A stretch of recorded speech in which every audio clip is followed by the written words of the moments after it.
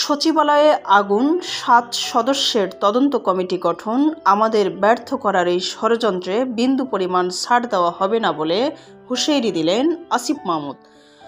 বুধবার দিনগত রাত 1:52 সচিবালয়ে ভয়াবহ আগুন লাগে।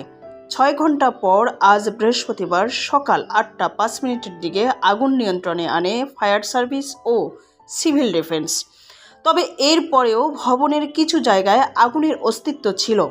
আরও প্রায় 4 ঘন্টার চেষ্টায় বেলা 11:45 দিকে ভবনটির সম্পূর্ণ আগুন নির্বাপন করা হয়। ফায়ার সার্ভিসের মিডিয়া সেলের ভারপ্রাপ্ত কর্মকর্তা তালহা বিন জসিম এসব তথ্য জানান। এদিকে অন্তর্বর্তী সরকারের স্থানীয় সরকার, পল্লী উন্নয়ন ও সমবায় মন্ত্রণালয়ের দায়িত্বপ্রাপ্ত উপদেষ্টা আসিফ মাহমুদ সজীব ভুঁইয়া বলেছেন, আমাদের ব্যর্থ করার এই ষড়যন্ত্রে যে বা যারাই জড়িত থাকবে তাদের বিন্দু পরিমাণ ছাড় দেওয়া হবে না। সচিবালয়ে আগুন লাগার খবরের প্রতিক্রিয়ায় বৃহস্পতিবার সকালে দেওয়া স্ট্যাটাসে তিনি এ মন্তব্য করেন।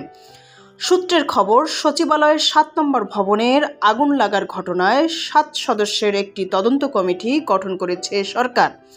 মন্ত্রিপরিষদ বিভাগের জেলা ও মাঠ প্রশাসন অনুবিভাগের অতিরিক্ত সচিব মোহাম্মদ খালেদ রহিমকে কমিটির আহ্বায়ক করা হয়েছে। বৃহস্পতিবার 26 ডিসেম্বর তদন্ত কমিটি গঠন করে মন্ত্রিপরিষদ বিভাগ থেকে প্রজ্ঞাপন জারি করা হয়েছে। কমিটিকে আগামী 7 কার্য দিবসের মধ্যে প্রতিবেদন দিতে বলা হয়েছে।